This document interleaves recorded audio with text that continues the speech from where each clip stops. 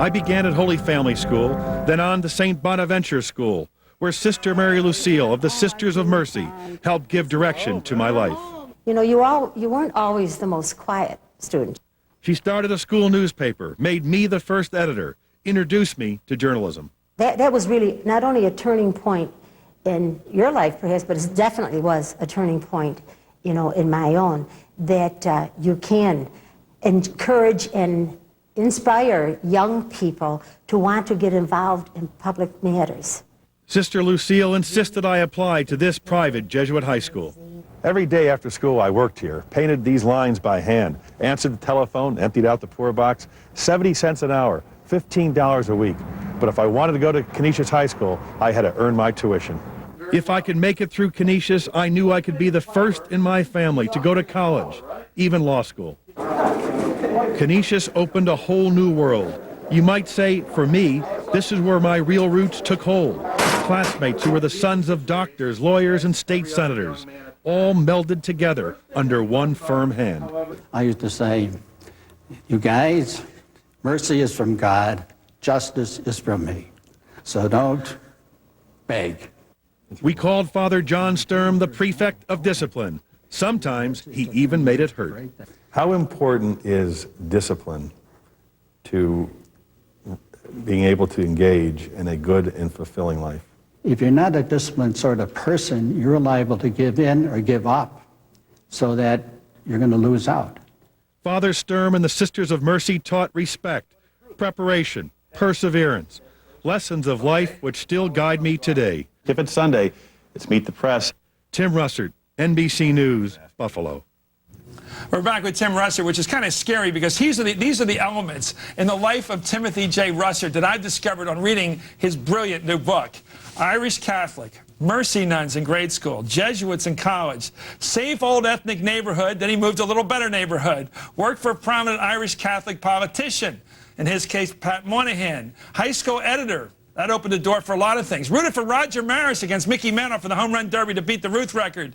Father would never drive a foreign car. Father worked hard. Father was his role model. And he remembers the line waiting for the one bathroom they had in the house. And he used to do convent masses as an older boy. He used to do the funerals. He had a paper route. He went to private Catholic high school as opposed to diocesan high school. He knows all about Jug. He had long hair in the 60s. He had a father versus son rivalry about Vietnam. He got married in his early to mid 30s. His wife's from San Francisco, and she's a journalist. Tim, every single thing there, I know it's your book, but I know every one of those worlds. That's the same as me. You were talking about Sean Hannity the other day saying the same thing to you. He said it's an autobiography. It's here. It is autobiography. Yeah. Is there a lot of us around like replicants floating around? It's the same gene pool. You know, I go around the country, Chris, people come up and say, make it out to Big Ed, Big Mike, Big Tim, right. Big Bob. Everybody's got a big guy in their life. One lady said, you know, there's a little bit of Big Russ in all of us. Oh, my God. And it's so true. There is a universality of this experience where we had a father and who had a way of life. You're from Philadelphia, I'm from Buffalo. It's not a geographical unit. It's a way of life. It's the way of looking at the world. And if your parents instilled in you, if you work hard, it's going to be okay. And you know what? Treat people right, and they'll treat you right. And they're right. Yeah. It adds up. It truly adds up.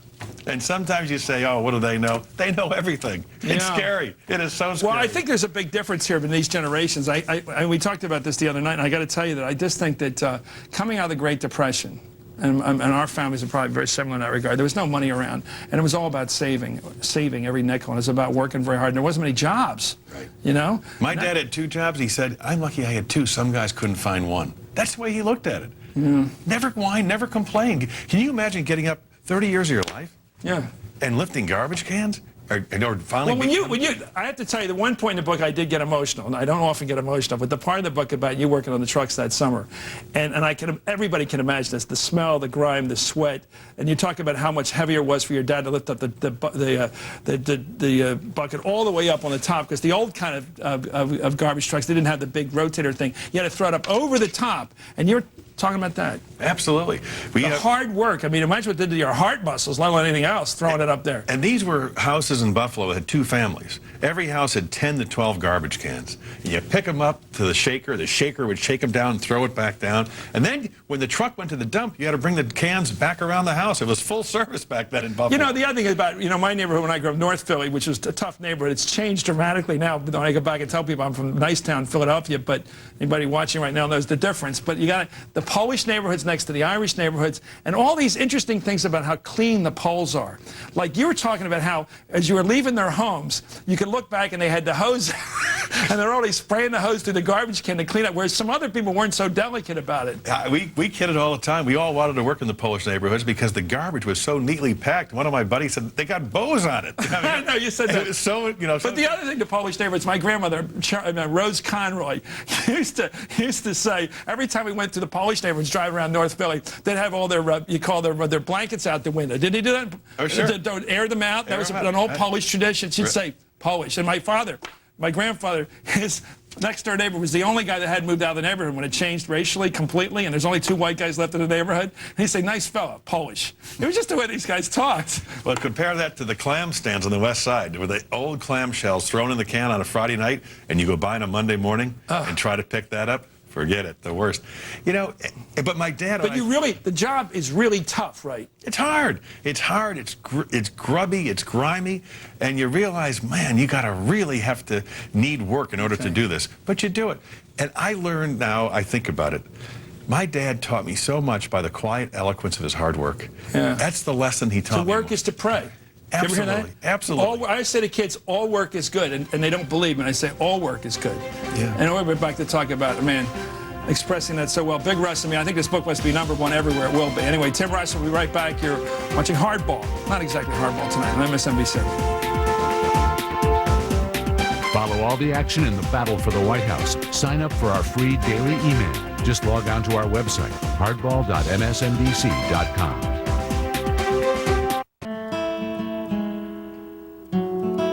In 1869, we connected a nation, east to west, west to east. Today, we connect the nation, past to present, present to future. So, you might say that the road to the future isn't a road at all.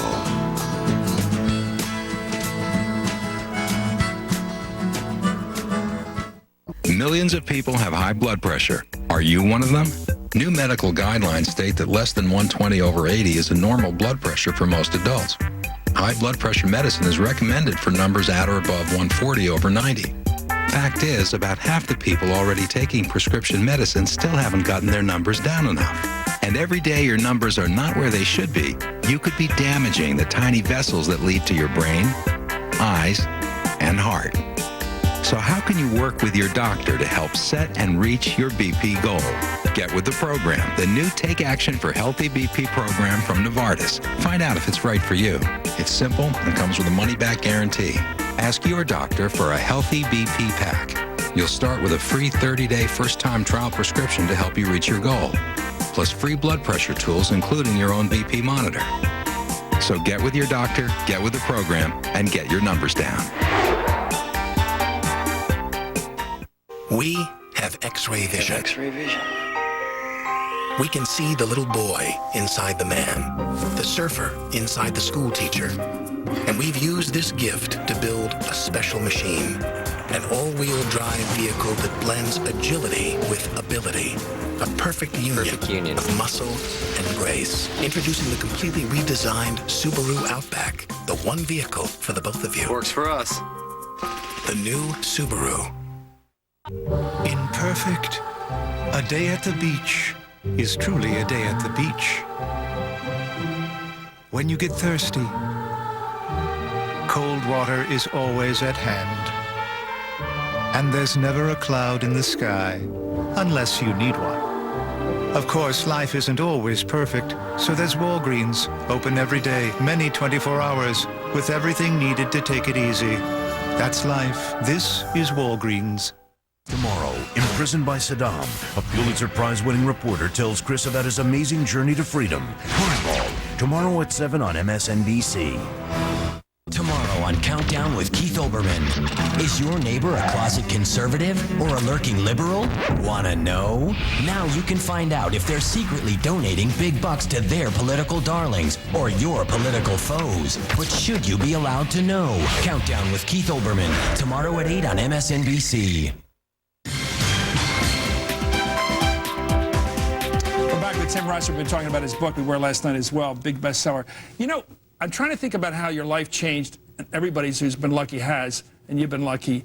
When you look back and you're working on the summer job, you're working on the trucks with your old man, the same kind of job, and you were saying, I'm going to go to law school, I'm going to make it. Did you ever have a vision in your head, like those guys from Buffalo, that was pessimistic? Did you ever have a pessimistic view? I'm not going to make it out of here. I never knew what was going to happen to me, and I was afraid to leave until the blizzard of '77 came to Buffalo. I was running Pat Moynihan's local office. He came to Buffalo and brought me to Washington and got President Carter to declare for the first time a federal emergency for snow. And yeah, he said, you guys delivered it to the White House, didn't you? Yeah, hand-delivered. And he said, but you ought to stay down here. Washington will be good for you. You'll learn a lot.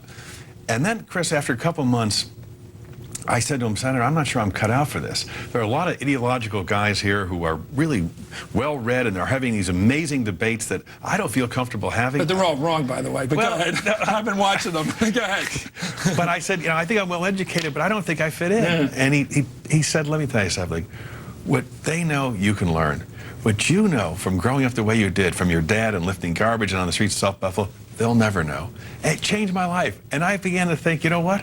I can do okay here. This is great Gatsby stuff. This is like Jim Cody you met there. That Pat Moynihan inspired you. You call him in your book your intellectual father. Very much. Because he was someone, as I drove him around, he'd be quizzing me on everything. You know, how much did defense spending go up or down under Nixon? Did social spending go up or down under Nixon? Who's Charles Parnell? Oh, God. All right? Bingo. Kids at Harvard don't even know that, he'll say. Well, they don't want to know it. It's so, it was just so challenging. And here's a guy who worked for 2 Democratic presidents, 2 Republican presidents. He put it all on the line. And my most memorable moment was when Senator Moynihan asked my dad, Big Russ, to escort him down the aisle at the American Legion Convention to the podium. His official escort, Big Russ. I saw my real dad, my intellectual dad, and to this moment, I wish I could capture that forever. Well, you did in the book. It's a great book. And I tell you, anybody who reads this book is going to have a lot of deja vu all over again, as Yogi Berra, another one he hears what it said. Anyway, Tim Russer, you've done it. Anyway, Tim Russer, the book's called It's Everywhere. It's only $22, by the way. It's a nice price for this book. The paperback will be about $8. But anyway, Big Russ and me. Great, great, great read. Hardball's coming back right after this.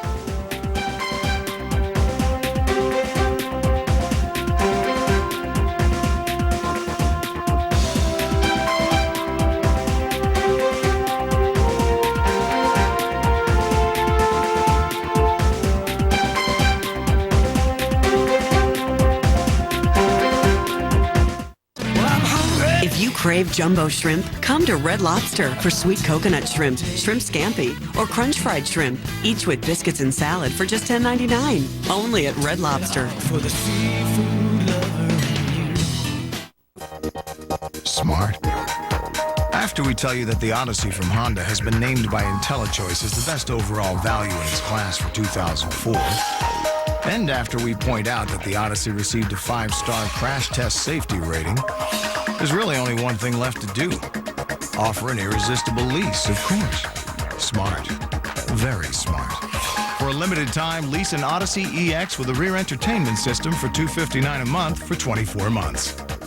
Which seasonal allergy medicine will it be today, Pollen? Pick one of those. You could be suffering in 6 hours. Pick any of these and you may be drowsy. Oh, no. Allegra 180. Lasts all day and non-drowsy. Why do I even keep those others around? Not one of these allergy medicines can give you long-lasting seasonal allergy relief without the risk of drowsiness, but Allegra 180 can. Non-drowsy Allegra works a long day. For people 12 and over, side effects alone may include headache, cold, or backache. Allegra 180 works a long night, too. Long-lasting Allegra. The relief goes on.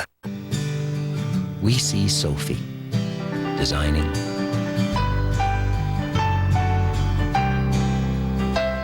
dreaming, making her name, turning a crazy idea into the latest craze. We see her potential. We're inspired to create software that helps her reach it. First there was one blade, then 2, then 3. But 4 blades? Give me a break, right? Wrong. Schick Quattro has 4 blades and 2 conditioning strips, so you get an incredibly close, smooth shave. Schick Quattro, the power of 4. Parkinson's disease? We can help. We can help you with education, support groups, movement classes, referrals, and more. For more than 20 years, Parkinson's Resources of Oregon has been helping families live with the diagnosis of Parkinson's disease by encouraging optimism and hope, providing opportunities for self-help, education, and information. Parkinson's Resources is a Portland-based nonprofit organization serving Oregon and Southern Washington. Call to see how we can help you or someone you care about.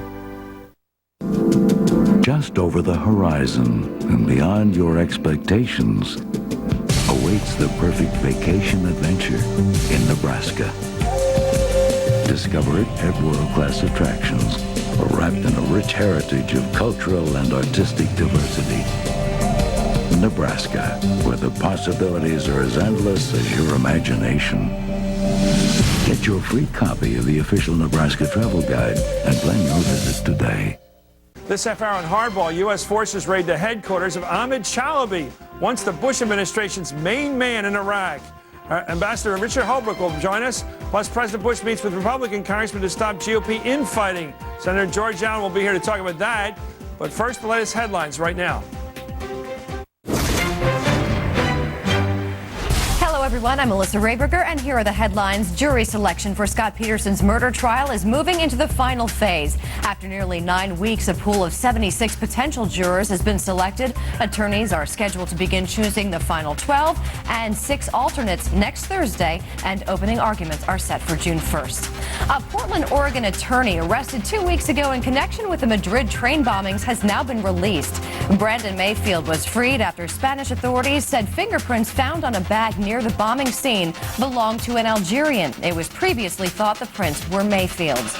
And the defense rested its case in the state murder trial of Oklahoma City bombing conspirator Terry Nichols. Prosecutors will now present rebuttal witnesses, and final arguments are tentatively scheduled to begin on Monday. Nichols is serving a life sentence on federal charges and could get the death penalty if convicted on state murder charges. Now back to Hardball.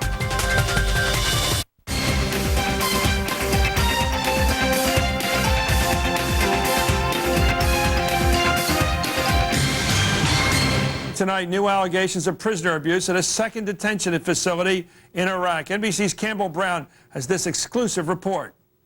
With attention focused on the 7 soldiers charged with abuse at the Abu Ghraib prison, U.S. military and intelligence officials familiar with the situation tell NBC News the Army's elite Delta Force is now the subject of a Pentagon Inspector General investigation into abuse against detainees. The target, a top-secret site near Baghdad's airport. The battlefield interrogation facility, known as the BIF, is pictured in these satellite photos. According to 2 top U.S. government sources, it's the scene of the most egregious violations of the Geneva Conventions in all of Iraq's prisons. A place where the normal rules of interrogation don't apply, Delta Force's BIF only holds Iraqi insurgents and suspected terrorists, but not the most wanted among Saddam's lieutenants pictured on the deck of cards.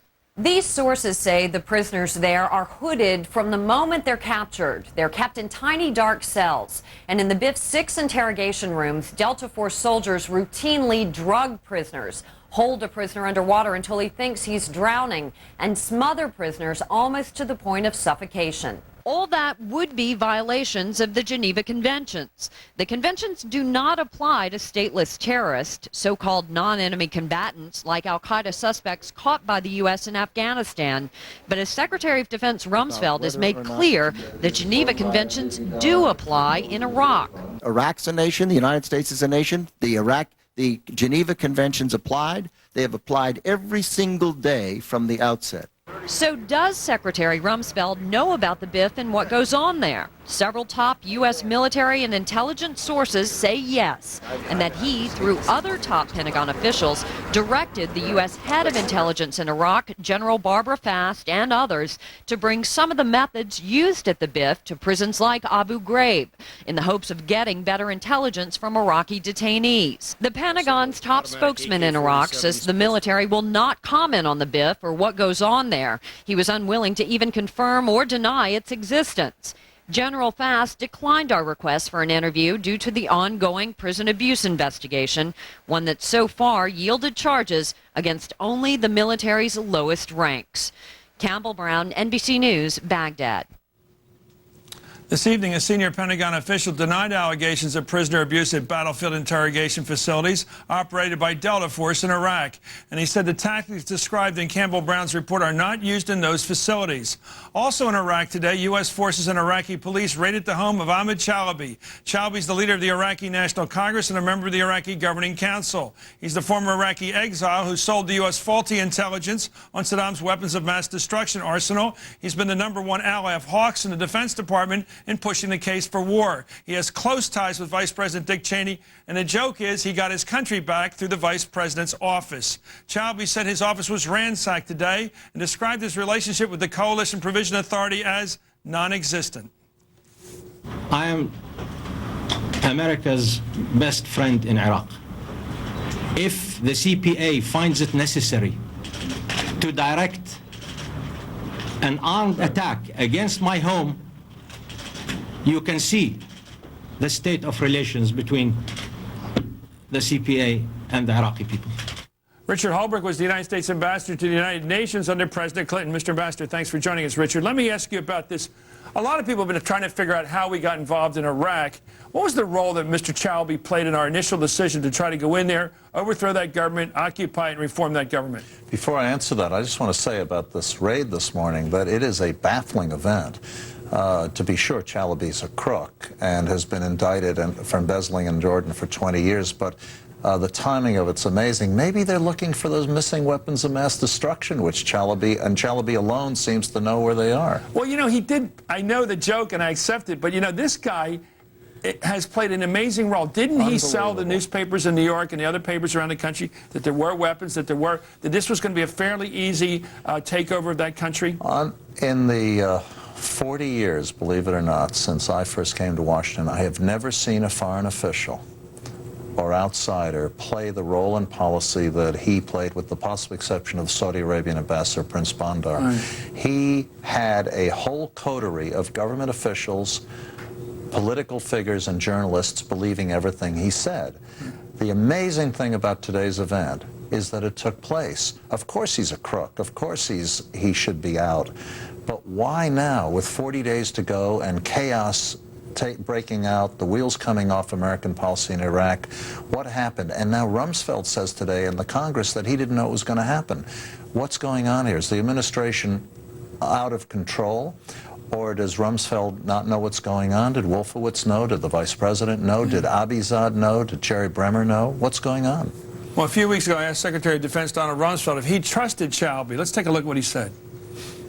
If you had to make a quick reaction, if I said the name Ahmed Chalabi and I said reliable, unreliable, what would be your answer? Oh, look, I'm not going to start criticizing members of the Iraqi Governing Council. But he's an employee of yours. He's not an employee. He gets $350 a month from the Defense Department. Come on. Under the law passed by Congress, his organization, the INC, receives funds to do a variety of things. The employee, that's unbelievable, Chris. You know better than that. No, I just think that people in the world who hear that he's making this kind of money from us would question his independence, wouldn't you? Well, you know, the reason I'm being a little tough there, as usual perhaps, is the fact is that he's the guy that brought us into that country. He left, as I like to say, his country of Iraq back when the Dodgers left Brooklyn, back in the 50s. He's saying, oh, come on back in. So we come back in under the argument there's weapons of mass destruction there, and the argument that the people are going to be glad to see us. And by the way, that all the oil in that country is going to pay for our occupation. Instead, we're peeling off dollars by the billions, another 25 last week, 25 billion. They're shooting at us and killing us. To get any information out of the country, we have to torture people, apparently. And here's this fat guy sitting over there, I mean politically fat, with all the power. I want to ask you this. Well dressed, too. Yeah, why did the Secretary of the Defense Department, after our interview, did cut off his $340,000 bucks a month, his $4.2 million a year? Your interview obviously turned the tide. Well, maybe he got at least $27 million from the U.S. government. Okay. Now his house is being raided. If Rummy didn't know he was going to be raided, why did he cut off his money a week ago? I don't know what's going on. This is another example of a policy that's lost its focus, its direction. The most important issue goes way beyond Chalabi. This administration doesn't know who it's going to turn power over to in 40 days, but the American troops will remain in harm's harm's way. They continue to die in ways which I think are disgraceful. Getting rid of Saddam was quite legitimate, but what's happened now is extraordinary. Do you think there's a middle distance there that we can go as a country and be united in this country? Yes. And let's imagine America being united for once, and united not just 51% for the war and 49 against or the other way around, but a country that's 65% or 75% agreeing on something. Can we decide to cut our losses in Iraq, to be blunt about it, to say we're going to set up that government, then we're getting out, or we're going to offer it up to some sort of break it up into pieces? Is there something that we can do short of staying there for 5 or 10 years and taking hell? 2 points. First of all, every American political leader, everyone who comments on this, always says failure is not an option. I say it myself. The United States cannot afford to fail. But what we need to do is define what is a success. Senator Kerry has spoken very eloquently on this in his speech at Westminster College in Fulton, Missouri the other day, and he laid out his goals, and he's not in favor of cutting and running. He's laying out a policy which he thinks will work better. In today's Wall Street Journal and Washington Post, Les Gelb and Jim Hoagland, respectively, and Peter Galbraith in the New York Review books, all laid out one approach which deserves consideration, which addresses your point specifically, and that is that go back and keep Iraq a single country for international purposes, keep sovereignty in Baghdad, but let the 3 regions, the Sunnis, Kurds, and Shiites, have a considerable degree of self-governance as they did under the Ottoman Empire before 1922. You know, Iraq's never been held together as a single country except by coercive force, the British or Saddam Hussein, or before them for 400 years, the Ottomans. Now, this is basically what we did in Bosnia with the Dayton Agreement. A single country with a weak central government, weaker than I prefer, but the best we could do, and power in the regions. Bosnia is at peace. No Americans have been killed for 8.5 years. That's a formulation from American thoughtful people, but would the Sistani crowd, the majority people, the Shia, who would win an election if there were a unitary form of government over there, a centralized government, would they accept a decentralized approach? If the Shiite issue is very simple. For 400 years, the Sunnis have run the country as a minority under the Ottomans, the British, and Saddam. The Shiites are saying never again. But if the Shiites are 60% of the country, control the Shiite regions, they will leave the Kurds in some degree of autonomy. The Sunnis are a bigger problem, and this administration has done something unbelievable in Fallujah. We have turned Fallujah over to the very Baathists, the Saddam Hussein people, who we defeated, and we've called it a solution. Here's a problem. Suppose we're going to go back, because I have a big, suppose you leave the Sunni triangle autonomous, and they remain armed underground. What's to stop them the minute we pull out our strength, our main strength out of that country, from all the Sunnis who retain their sympathies towards a Baathist mentality, pulling their guns out of their basements and their grenades and everything else, and going to war with the Shiite majority of the central government? What's to stop them from going to war? That is exactly the dilemma. If we withdraw, there's a very high degree of risk of a civil war. If we stay, take back by the Baathists. Of course. But if we stay under the current circumstances with 82% of the people asking us to leave, we're going to end up being the target. Conundrum. We'll be back with Ambassador Richard Holbrooke in just a moment. And coming up, President Bush goes to Capitol Hill to rally Republican members on the war in Iraq. We'll talk about that meeting with Republican Senator George Allen of Virginia. You're watching Hardball on MSNBC. Business Headlines is brought to you by HP.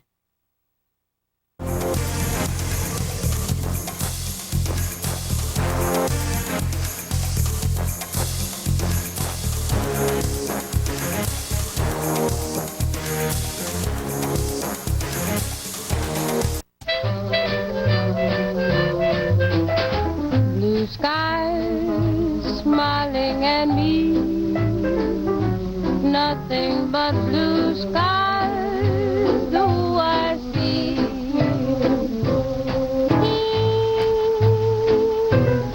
HP Services and Technology help the world's great companies face, manage, and love change.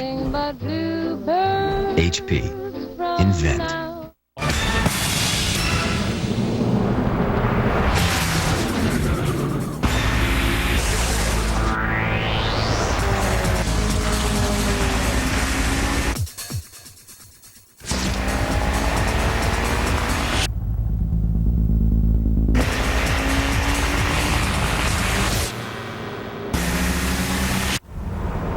Nothing outperforms Mobil 1, now the official lubricant of NASCAR.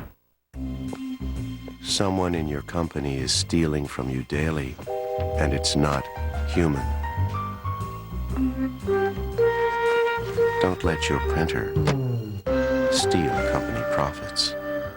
Welcome aboard Flight 355. Our flying time today will be 13 hours and 7 minutes. There will be no meal service aboard this flight. Your next meal a little far off? Reach for Triscuit, because there's nothing quite like hearty 100% whole grain to satisfy you. Triscuit gets you there.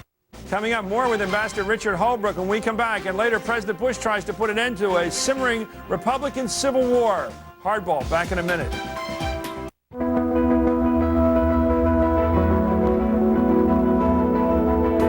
The great ones elevate their performance.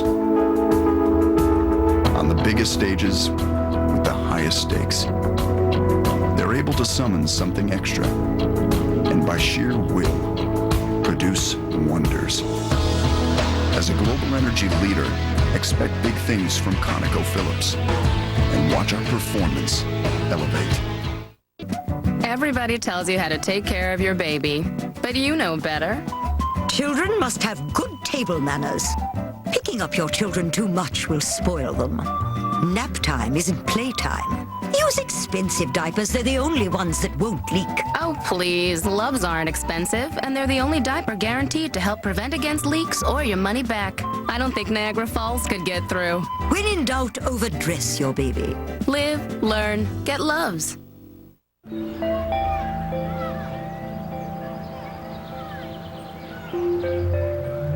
Has your overweight dog lost a step or two?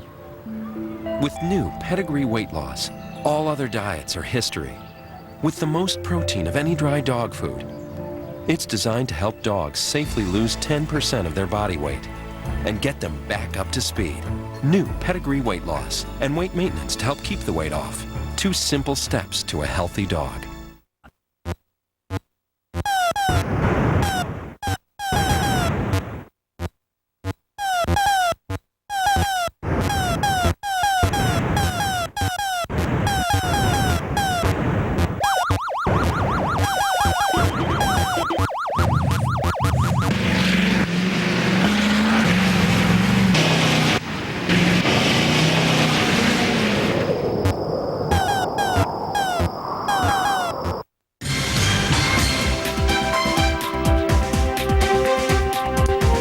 Ambassador Richard Holbrooke, my premise, because you are the world expert on so many of these things, and you've been all around the world.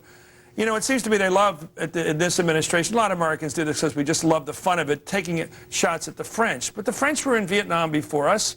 They faced the difficulty of facing a national... Did you see the Battle of Algiers? Many years ago. Incredible movie. Okay. There's an incredible scene in it. Again, they were somewhere before. Well, this film was made in 1966. Right. And there's an unbelievable scene in it where the general commanding in cleaning out the Kasbah in Algiers says to a press conference, do you want the French to stay in Algeria? Because if you do, you have to accept the consequences, all the consequences. And then they fade into scenes of the kind of things we've seen in Abu Ghraib. Exactly.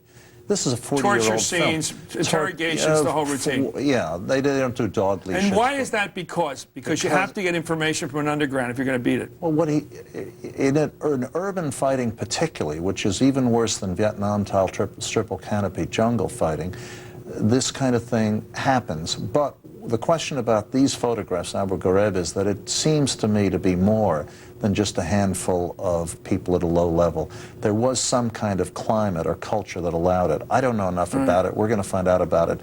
But let me just tell you, Chris, you mentioned my recent trips. I've been in Europe, Central Asia, the Mideast, and the Far East all in the last month. And across the board, from our allies to our not-so-allies, people are horrified. In Korea, our friends. In Korea, where we have 40,000 American troops, well, less now because we're beginning to strip Korea to go to Iraq, where the Koreans pledged to Vice President Cheney to send 3,600 troops to Iraq right away. They are slow-walking the process right now because there are demonstrations in the street. The foreign minister told me that the photographs are devastating, and the government's trying to help us.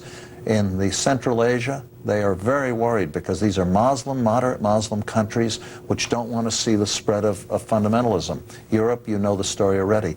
The pictures have hurt us a lot. Even though we all know it's a handful of Americans, It is just one of those things you have to live with. In the Muslim world, it's even more devastating. But you were saying another thing a moment ago, that it is part and parcel of what you have to do if you want to occupy a hostile country.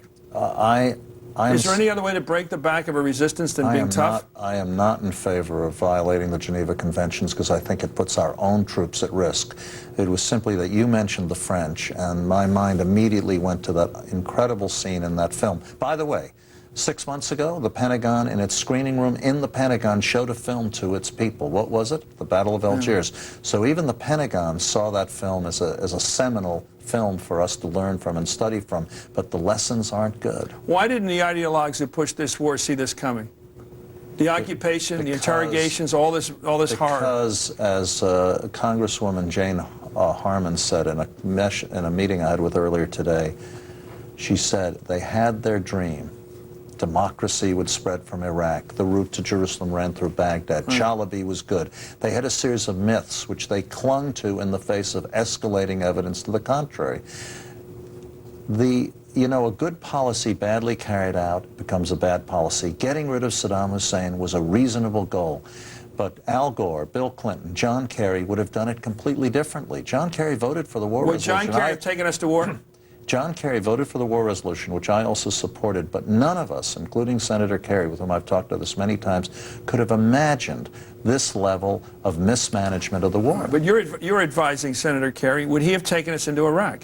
He has said clearly, and he has been very consistent on this, that he would have sought to get rid of Saddam Hussein through a slow, careful process of international coalitions, isolation, and a whole set of other things, some of which are rather sensitive to go and do. But he would not have done what George Bush did, nor would Bill Clinton. Okay, thank you very much. Ambassador Richard Holbrooke, who's advising the John Kerry campaign for president. When we come back, Republican Senator George Allen will be here to discuss President Bush's meeting with Republican leaders up on Capitol Hill. He's trying to put that Civil War to rest up there, and the battle of words he's trying to end right now with Speaker of the House Dennis Hastert and John McCain. They're fighting with each other. A lot of Republican activity, and it ain't good. You're watching Hardball on MSNBC. Hardball is brought to you by Cialis. This relaxing moment has been brought to you by Cialis. Talk to your doctor today to find out if a free sample of Cialis is right for you. Cialis is here. Are you ready? I was born in Fitzsimmons Army Hospital in Colorado. My dad was serving in the Army Air Corps. Both of my parents taught me about public service. I enlisted because I believed in service to country. I thought it was important, if you had a lot of privileges as I had to go to a great university like Yale, to give something back to your country. The decisions that he made saved our lives. When he pulled me out of the river, he risked his life to save mine. For more than 30 years, John Kerry has served America. If you look at my father's time in service to this country, whether it's as a veteran, prosecutor, or senator, he has shown an ability to fight for things that matter. John is the face of someone who's hopeful, who's generous of spirit and of heart. We're a country of optimists. We're the can-do people. And we just need to believe in ourselves again. A lifetime of service and strength. John Kerry for president. I'm John Kerry, and I approve this message. What brings you to the Rhode Island Culinary Institute? That's a good question. What brings you to southern New Mexico State? You travel many miles. Why Gestalt School of Art? What made you decide to make the trip all the way to Memphis Polytech? $139 a week for any compact car at Budget. For irresistible prices on irresistible cars, call 1-800-BUDGET-7 or visit budget.com. Small Business Month, so hurry into Office Depot and play the work hard, play hard game. Just scratch and match and you could win a trip to Las Vegas, an HP Media Center PC, a digital camera, or thousands of other prizes. And every card has a special bonus offer. So stop by Office Depot before May 22nd. Win 1, they call you a champion. Win 4, they call you a dynasty. What do they call you when you win 13 years in a row? A BMW. The 3 Series was named one of Car and Driver's 10 Best for 2004, an unprecedented 13th consecutive year. Test drive the legendary 3 Series today. BMW, the ultimate driving machine. tomorrow, imprisoned by Saddam, a Pulitzer Prize-winning reporter tells Chris about his amazing journey to freedom. Hardball, tomorrow at 7 on MSNBC. At Landmark Ford, our low prices attract thousands of new customers. But what's most gratifying to us is the fact that so many of them choose to come back to buy their next vehicle. Because that means they enjoyed the way they were treated when they first bought at Landmark, and that they've had a good experience with our award-winning service department. You'll also appreciate our exclusive Free Tires for Life program. So come see us at Landmark Ford in Tigard. We're just off I-5 at the Hague Street exit. Get more, spend less. I wasn't always up to speed on the internet. Do you have any email for me? But that was then. Now, thanks to Comcast, I am a broadband goddess. Comp Gamer 12 has left the building. Comcast high-speed internet is always on, no dialing up, and multimedia is a snap. Their highest speed puts dial-up and DSL to shame. I have DSL. You're not at 3 megs? You got a life. What are you looking at? If you ask me, it's the killer app. That was then. This is Comcast. Welcome back to Hardball. President Bush met with GOP lawmakers on Capitol Hill today for what Senator John McCain called a pep talk for Republicans. Senator George Allen's a Republican for Virginia. He's chairman of the National Republican Senatorial Committee, which tries to get Republicans elected. Are the Republicans on Capitol Hill worried about this war? We're all worried about our troops. I think we're resolved. It's not a question of worry, but it's a question of what actions need to be taken to win this war against terrorism and turn over to Iraq a government that is run by the people with respect for individual rights. Do you believe that the senators on Capitol Hill, your colleagues, Democrat and Republican, are focusing too much on the prisoner abuse story, the investigation? I think that there's been a lot of attention put on it, but I think we need our generals and our commanders to be out in the field winning this war against terrorism. The legal procedures and the punishment of those who are culpable are moving forward. But why do you want to fight with John Warner, the senior senator from Virginia, who has been calling these hearings? I'm not fighting with them. You're saying we're spending too much time calling the generals back here when you're saying they should be in the field. Don't put words into my mouth. Go ahead. I think Senator Warner's done the right thing. They have had hearings. There are people who have been concerned about the number of hearings or the focus on hearings, but the reality is he's trying to get defense appropriation or defense authorization bills through, and then you get Senator Kennedy boring in on the prisoner issues rather than looking at the funding for the troops and the armaments for our military forces. I think that all that has been done is appropriate, but now let the legal proceedings, the court martials go forward. Have you told Senator John Warner, the chairman of the Armed Services Committee, to stop holding hearings? Absolutely not. I've actually commended him for doing it in a very respectful way. But I don't get it. Do you think there's been too much or not enough attention to the prisoner abuse story? Too much or not enough? I think it is so shocking to the conscience of the American people that we as senators have the same reaction to it. It is something that is important, but let's keep it in the proper perspective. It is an isolated situation. It may actually be at different places, I suppose. But the point is they're getting after it.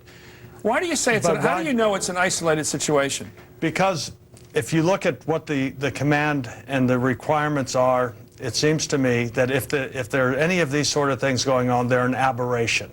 Do you believe, Senator, Senator, do you believe that individual people from Virginia, from Maryland who have been accused here, bought dog collars, bought leashes, bought hoods, and brought them over to Iraq with them? Or do you think they were issued by the military intelligence people over there? I mean, who's responsible for this whole line of questioning with these people, the way they've been stripped and shackled? Are you saying a couple country folk from Virginia and Western Maryland came up with these ideas and these implements of torture? I think that it all is being investigated. Who is culpable? But does common sense tell you that they brought the dog collars and the leashes with them? It wouldn't make common sense to me. No, I don't know where they got them. I suppose they have stores there. But the point of the matter is, we're in a war against terrorism. Right. This theater in Iraq is very significant, very dangerous, very precarious. We are getting ready to turn it over to Iraqis for an interim government. That is, I think, the most important aspect for us to be focused on. I recognize this is deplorable behavior as far as our troops, and any of those troops who are involved, any of their commanders that are culpable, whether volitionally or because of neglect or dereliction, they all ought to be punished. But there's almost a fixation on that as opposed to the larger issue. But you suggest that it's a partisan fixation. John McCain has been out beating the drum on this thing, and he was mocked by your Speaker of the House the other day as not actually being a Republican. He said, a Republican, and laughed at it. He's a party member. Do you think John McCain's a member of your party? John McCain is a part of our party. Well, then why is he being disowned by the Speaker of the House just this week for being tough on this prison question? No, I think that the Speaker probably got frustrated. John McCain is an independent-minded individual, as are all senators. In fact, you look at the Senate, the Speaker's used to wrestling teams and so forth. They're all a bunch of quarterbacks in the Senate. No one's going to block. Are you happy with the way the President is running this war? I think the President is providing strong, resolved leadership. The President also recognizes you have to adapt. You have to be flexible. You have to see it different ways that you have to change. I think his ultimate goal in his leadership and his vision is right. It is going to be difficult, but we're going to have to persevere in this war against terrorism, as Ronald Reagan did. Was the President smart to go into Iraq? In the Cold War. Was the President smart to go into Iraq? I think based upon everything that we knew and believed was the evidence at that time, yes. Okay, we got to go. Yes, I think based on the bad intel. And the bottom line is, the United States is safer and the people of Iraq are better off now than they were under Saddam Hussein. Okay, thank you very much. A good answer. Senator George Allen of Virginia. Join us again tomorrow night at 7 Eastern for more Hardball with veteran newswoman Cokie Roberts. Right now, it's time for the Countdown with Keith.